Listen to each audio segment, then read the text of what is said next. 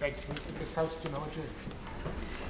The question is that this House do now adjourn.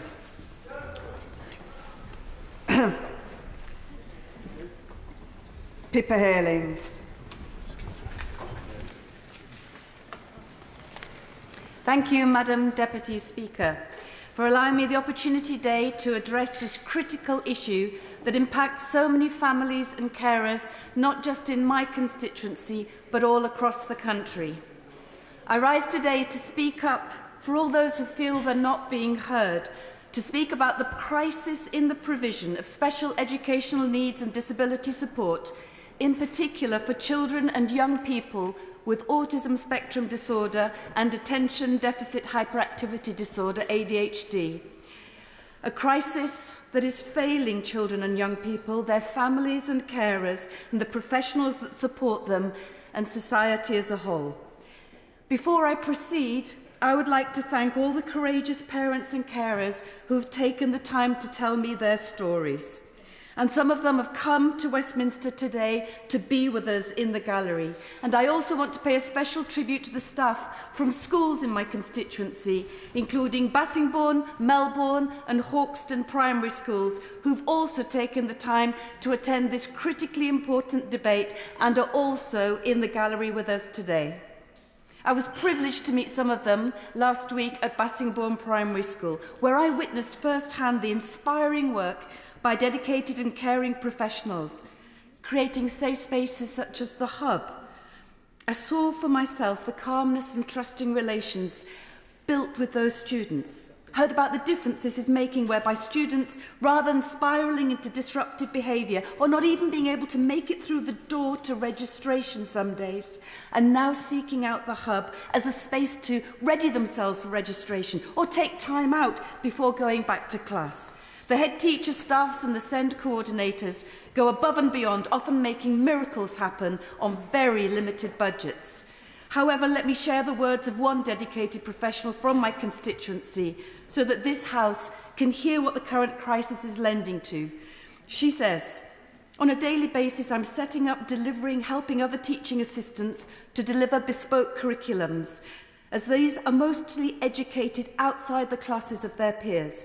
We don't have a special unit for them. We're just accommodating them as best we can in quieter areas of the school, including corridors, because they're not able to work in the noise and busyness of a primary classroom. The needs of these children vary, though they all need one-on-one teaching assistants to help them and others stay safe, regulated and learning throughout the day. At present, we have 2 non-verbal children with autism diagnosis, who years ago you would not have expected to see in a mainstream school. Up until this week, I've believed I was doing the right thing, trying to make sure they're happy and secure and genuinely learning and making progress with us. However, she's now questioning the very fundamentals of her profession as a result of the heartbreaking experience of those children when they face these key transitions, starting school, primary to secondary, or getting to 18, 20 to 25 and afterwards.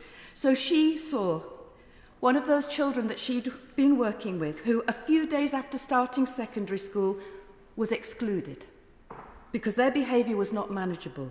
In her words, it broke my heart to hear from her mum what she'd gone through in such a short time in mainstream secondary, and I knew at once she must have been so frightened to have behaved as she did. The child was subsequently at home for most of the remaining school year, receiving education from a tutor paid for by the local authority after her parents demanded it, and then was finally given a place at their local special school in the summer. She says, "What I now understand is that the broken system means that a child has to fail in a very distressing way before they're given the provision they need. I could not sit by and see another child I have known for many years go down the same path with all the knowledge of how damaging the experience will be for them without saying something about it." I'm incredibly grateful to the Honourable Member for giving way. The account that she's giving today is incredibly powerful, and I'm really grateful that she's chosen to share it with this House. As somebody who was teaching maths at a secondary school a few months before the general election took place, I can state that the situation she describes, while certainly not unusual, is not universal to all schools. I'm very pleased to report that despite the stresses that were put on schools by the previous government, that we teachers did all we could in secondary education settings to ensure that there was an inclusive education for those with SEND. So would she agree with me that with a change of government, we have seen a change in direction, a change in intention, and hopefully we will see the wins for SEND students that they so desperately deserve? Yes, thank you. And I thank the Honourable Member. And absolutely, I'm here to pay tribute, as everybody is, to what teachers are doing, both in the failure of the previous government and now currently with the situation. And let's get to what's happening at the moment with the current government, because every child deserves access to education to get the best start in life, to build a strong foundation that can provide valuable skills that allow them to thrive. And it isn't the case for all children across the country, particularly those with autism spectrum disorder and with ADHD. Every professional I've spoken to agrees that early diagnosis and support is essential. I will. In respect of early diagnosis and onward support, in my constituency of Congleton, we have two very specific problems. One is that although some children are receiving a diagnosis under the right to choose pathway on the NHS, others, often from more deprived backgrounds, are facing considerably longer waits than they would do underneath that pathway, and it very much concerns me, the impact of that on those children. The other thing that's occurring is that Cheshire East Council sometimes goes for periods of time when it closes the EHCP application pathway to new entrants because it's so overwhelmed by the number of applications it already has. So both of these are really serious issues for children in my constituency, and I'd like to thank you for bringing this debate and giving me the opportunity to air them. Would she agree with me that it's a huge improvement that we've got a government that is integrating SEND support, and there's so much more that we are all looking to do? I'd like to thank the Honourable Member, and I will come on what I think is a postcode lottery. We're seeing these regional disparities in terms of the care and provision that is given, so thank you very much for raising that point. Because the reality is that for many, the wait to get these assessments for the educational health and care plans can mean months, if not years. And Lord Darcy's investigation of the NHS in England notes that waiting lists for community services and mental health have surged, and demand for assessments for ADHD and autism have grown exponentially in recent years, with children disproportionately represented amongst those. Recent research found that there are 200,000 children in England struggling to get an education, health and care plan. That's 200,000 families left in uncertainty, desperate for help, struggling without the support they need. Cambridgeshire currently has 8,033 students with EHCPs. That's a 51% increase in the last 5 years. Of those, 2,593 plans primarily address autism spectrum disorder. And I was told by the Chief Executive of the Cambridgeshire County Council there has been an increase of 270% in the number of children presenting with autism. The requests for EHC needs assessments have risen faster than the national average. Why? We think driven by greater awareness of SEND and the statutory responsibilities of local authorities, the impact of the COVID pandemic, and the overall increase in mental health issues for children even at a very young age. These numbers help to underline the scale of the issue, but we shouldn't get purely drawn into statistics and figures, because behind every number, every percentage, there is a child, a family, a sibling, who are being failed every single day. And I'd like to come on to the issue of disparity that I think the Honourable Member mentioned. So families who can afford to seek private neurodevelopmental assessments tend to receive help much faster than those who are reliant on public services. And for the rest, it's a postcode lottery. NHS England data reveals stark regional disparities in waiting times for diagnosis. For example, the North West region has the longest average wait of 3 years and 4 months from referral to diagnosis. So we've got a health inequality element to this too. Certain groups of children less likely to have their needs identified or met, punished just because of where they live. And for some children, mainstream schools are simply not suitable, and parents and carers are bearing the brunt of this reality, managing reduced timetables, enduring repeated exclusions, and watching their children receive only a few hours of education each day. I will. I'm grateful for the Honourable Lady giving way and for bringing this important debate to the House. Following on from her comments about mainstream education, one of my first jobs after leaving university was as a teaching assistant and a year also within a special needs school. Does she agree with me that part of the issues that we are seeing is as a result of, over the last 14 years, a lack of recognition and a lack of appreciation for support staff within mainstream schools and the role that they play in ensuring that every child has a decent education? I couldn't concur more. What we've seen is over this last decade or more, chronic underinvestment from the Conservative government, despite the fact that statutory needs were recognised. We've seen the identification of that, and that has left us in this situation, which is a pressure point, and we are now seeing the results of that. And what I've been told as well, this is a time bomb. We will see the impacts of this on future, quality of life, opportunities, NHS, and social services, all services really, if we don't deal with this situation. I was also told about the situation particularly for siblings. If you can imagine in a school where the support isn't given that they need, often siblings are drawn out of class. Young carer siblings, and they are being asked to come into the classroom or during their lunch break come and be with their siblings because there isn't the support needed. So this impact is on all of them. Would the Honourable Lady give way? Very happily give way. I'd like to thank the Honourable Lady for giving way. And on that point about young carers, I wonder whether she agrees with me that at the moment schools struggle to recognise how many young carers they have on their rolls, and whether she would agree with me that the Department for Education would be wise to look at better ways of measuring the number of young carers and giving schools the toolkits to identify them. Thank you. I couldn't agree more, and I think the Carers Trust has provided us with these stories and the fact that we really need to have this evidence. And given this situation, it would be easy to point fingers at local councils, say this is their failure. But as we've said, they are stretched to their limits by this chronic lack of funding.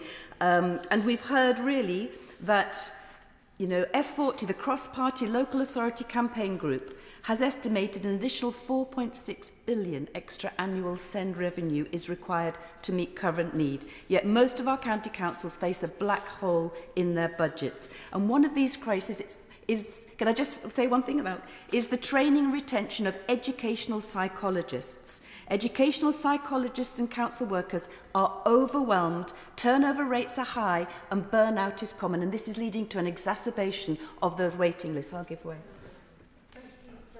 And thank you for allowing me to come in again. I do appreciate it.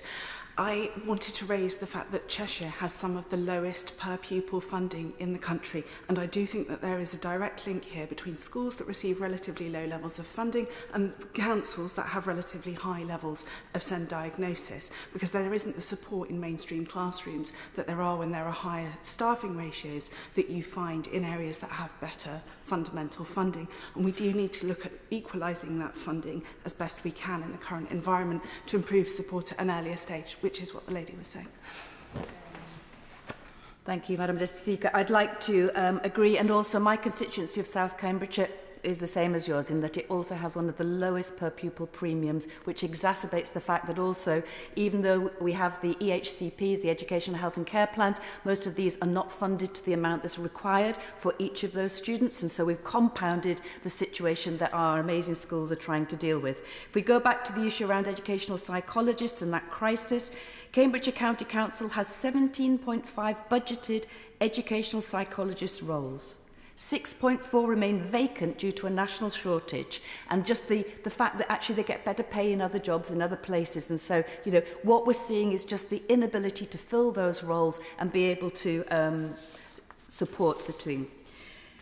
So finally, Madam Deputy Speaker, the Liberal Democrats are calling for a national body for SEND to end the postcode lottery faced by families of children with the highest needs. And that would include looking at immediate government action to prioritise early diagnosis and support for those children with SEND, increase the funding for the diagnostic services. I will. I thank the Honourable Lady for giving way. One of my concerns is that many children end up being out of education because they're not getting the support they need in school. Would you agree that, firstly, it's an outrage that in that situation some parents face the prosecution, but also, would you agree that we need to provide support for children to receive an education, whether that is in school or otherwise, through alternative provision, and that we should record this in a better way? At the moment, we have authorised and unauthorised absences, but we don't record where children are missing school because their parents believe it is because they are not receiving the support they need. I'd like to thank my honourable friend for bringing what is actually, one of the complex issues really around this provision. And whilst we do support the current government's additional allocation of funding to this critical area, we would really want them to look at the fact that this isn't just about mainstream provision. This is also about specialist provision, and as my honourable friend has said, looking at all types of provision, because actually this is complex, and even if they're given support within mainstream schools, this is often on very reduced timetables, and that is meaning that parents and carers are unable to work. And that's what we're finding. They're unable to be productive to society because they are covering the spaces, either for that provision, unauthorised or otherwise, in other settings, or they're just covering for the times when the schools cannot provide that timetabled support. So again, back to what we think we should have. A SEND, national SEND body, urgently increasing the diagnostic services, addressing the chronic lack of educational psychologists, targeted resources to local authorities to improve their capacity, supporting our schools and more special school places, and interim support measures for children awaiting diagnosis so they don't fall through the cracks. And what we've always said as Lib Dems, mental health professionals in every school. It's great to hear your government talk about mental health professionals in secondary schools. We have heard about that need within primary. Let's get in there early too. Yeah. Early diagnosis. The capacity for early diagnosis and management means, as somebody said to me in the words of Desmond Tutu, let's stop pulling people out of the river. Let's stop them falling there in the first place. Once again, I'd like to pay tribute to all the amazing parents and carers that have spoken to me, the amazing teachers, head teachers and SEND coordinators that are working within this. Thank you very much. Minister Catherine McKinnell. Thank you, Madam Deputy Speaker. And the Honourable Lady ended with the words of Desmond Tutu, and I could not agree more. I absolutely congratulate the member for South Cambridgeshire for securing this incredibly important debate on this incredibly important subject, and for honourable members that have made really valuable contributions to this debate as well. I know as a former teacher, she is really aware of the critical role that education plays in breaking down barriers to opportunity and how vital it is that we get our education and our health services right to support the most vulnerable in our society. She described incredibly eloquently and powerfully the difference that good, inclusive education provision can make, but also the significant challenges there are to providing it, and also in relation to those transition points that many children face that can undermine some of that incredible work that I know teachers are performing up and down the country, as the Honourable Gentleman quite rightly pointed out. I know she, like others here today, will have been inundated with letters and emails from concerned families in her constituency, and I am sure she has been helping them to navigate the incredibly challenging special educational needs and disabilities system, which is why so many of us are faced with this, which is why we need to reform that system. It is a priority for the government. We want all children, regardless of where they are in the country, to receive the right support to succeed in their education and to lead happy, healthy and productive lives. And we know that in far too many cases, we have simply lost the confidence of families that children with special educational needs and disabilities will be supported because they are being failed on every measure. And despite high needs funding for children and young people with very complex special educational needs and disabilities rising to higher and higher levels, the system is simply not delivering. It is not giving the outcomes that those children deserve. So we desperately need to reform the system. So our message to families is that we are committed to improving the SEND system, and we are committed to regaining their confidence. We've published independently commissioned insights. Oh, I will give way. Minister for giving way, and I completely agree with her comments. Part of making sure that we provide the correct support to the children is making sure that the HCP assessment process is effective. I was told by a charity worker in my constituency of Dewsbury and Batley that 95% of appeals for that concluded SEND support is not needed are successful in Kirklees. So would the Minister agree this is a terrible waste of council resources and that EHCP assessments must be done properly and right first time so that children can be given the support as soon as possible? I absolutely recognise the challenge the Honourable Gentleman has outlined, but actually it does very much come to the point I was making, which is we have published independently commissioned insights that suggest that the system, if it was extensively improved, the education system as a whole, if we had much better early intervention, which the Honourable Lady has quite rightly referred to, much better resourcing within mainstream schools, it could lead to tens of thousands more children and young people having their needs met without an education, health and care plan, having their needs met within a mainstream system with their peers, without needing a specialist placement. And clearly we need those specialist places for those children with the most complex needs. But to ensure that we have those places, we need to improve inclusivity and expertise within mainstream schools, whilst making sure that those special schools and those places can cater to those children with the most complex needs. The Honourable Lady, I come back to the point that she very powerfully made about transition points for young people and how important it is that the whole system needs to be reformed. It's not good enough to just reform a part of it for that great work to then be undone by the child and or young person moving on to a new education setting that then isn't providing that right support and environment for them. So we really, I guess my point is, this is huge, this is complex. There isn't a magic wand, there isn't an overnight quick fix. But we are determined to change it, and we cannot do it alone. We need to work in partnership to achieve it. I give way. I'd like to thank the Minister for giving way and for her response. There is so much that could be said about special educational needs across the country and in my constituency of Mid Sussex. The Minister mentioned how we all as members of this place are almost undoubtedly trying our very best to help families navigate through the special educational needs system. I'm really sorry to say that in my experience, some of those families that have come to me, I say, how can I help you? Not you, the family in question. And they have said to me, we don't think you can help us. We just want you to witness and listen to what we're saying because it is so broken. And one particular family, the family of Annabelle in Mid Sussex, who has been out of school for several years, been sectioned, multiple suicide attempts because her autism wasn't being managed in the schooling system. They just want me to bear witness to them, and I'm just so sorry that there's not more that we as parliamentarians can do. Well, she has borne witness today to that family facing that challenge and that young person, and it is vital that we work together.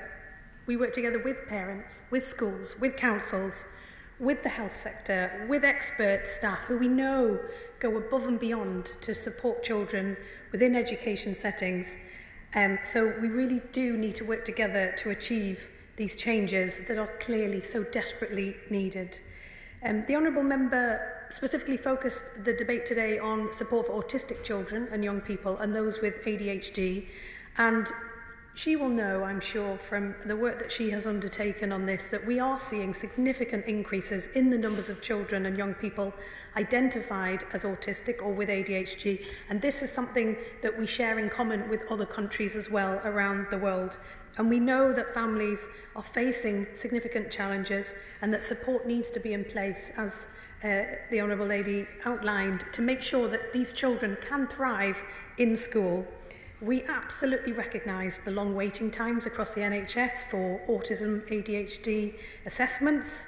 We are working to address this. But as she also identified, we need to ensure that mainstream schools and colleges can identify these needs early and put in place the support early, because the earlier that child gets the support and the right environment in which to learn, the more chance that they will thrive and that some of the challenges that they may face can be mitigated. So ensuring we have knowledgeable professionals in our schools and colleges is a key part of this. All teachers are teachers of special educational needs and disabilities, but we need to make sure they have the skills and the support to help all pupils succeed. So we are implementing a range of teacher training reforms which begin with initial teacher training. It continues through early career teaching, through to middle and to senior leadership as well. We have the Universal SEND Services contract. It provides SEND-specific courses and professional development for school and college staff. And through this contract, the Autism Education Trust offer a range of training and support for staff on how to support autistic children and young people. The contract began in May 2022. Over 200,000 professionals have received training from the Autism Education Trust and training partners. So on September the 1st, 2024, this government introduced a new mandatory leadership level national professional qualification for SENCOs. We are making the changes. It will take time for these to work through. Our Partnership for Inclusion of Neurodiversity in Schools programme is also running in around 10% of schools, which is approximately 1,600 mainstream primary school settings. It's deploying specialists from both health and education workforces. It's building better teaching and staff capacity to identify the needs of neurodivergent children. It provides opportunities to enhance support and improve outcomes for all children, taking a whole school approach. It's a cross-government programme. It's backed by £30 million of investment, and it's a collaboration between the Department for Health, the Department for Education and NHS England. And additionally, we've just established a neurodivergence task and finish group, bringing together a group of experts from various backgrounds to help us understand how do we improve inclusivity in mainstream schools in a way that works for neurodivergent children and young people. And we know that by listening to children, young people and their families and understanding their experiences, that's a really important part of this work. The group met for the first time this week, and I'm looking forward to seeing their recommendations and the best way that we can support the needs of these children. And this is alongside our expert advisory group on inclusion and the work being done by Dame Kristen Linehan, who is our new strategic advisor on SEND. And we're looking at all of these issues strategically across government as we urgently need to turn around this situation. I could go into the details of high needs funding, but I'm very conscious of time, and I appreciate concerns that have been raised about the national funding formula and appreciate that we prioritise speed over change this year. We needed to get the formula processed and out to schools and education institutions, but we will obviously keep it under review to make sure that the money is being spent in the most effective way to deliver the best outcomes for children. But we've also allocated £740 million for high needs capital funding to support mainstream schools to be able to adapt if needed to create more inclusive mainstream settings. So I want to thank the Honourable Lady again for bringing this matter forward. Ensuring effective support in place for young people is absolutely a priority for this government. We know the hardship far too many families have faced. And my final word goes to all those working in the interests of our children, in our health, in our education and our care systems. We will deliver the best for our children and young people, and I'm confident that together we can achieve this. Yeah. The question is that this House to now adjourn. As many as are of that opinion say aye. Aye. The ayes have it. Order, order.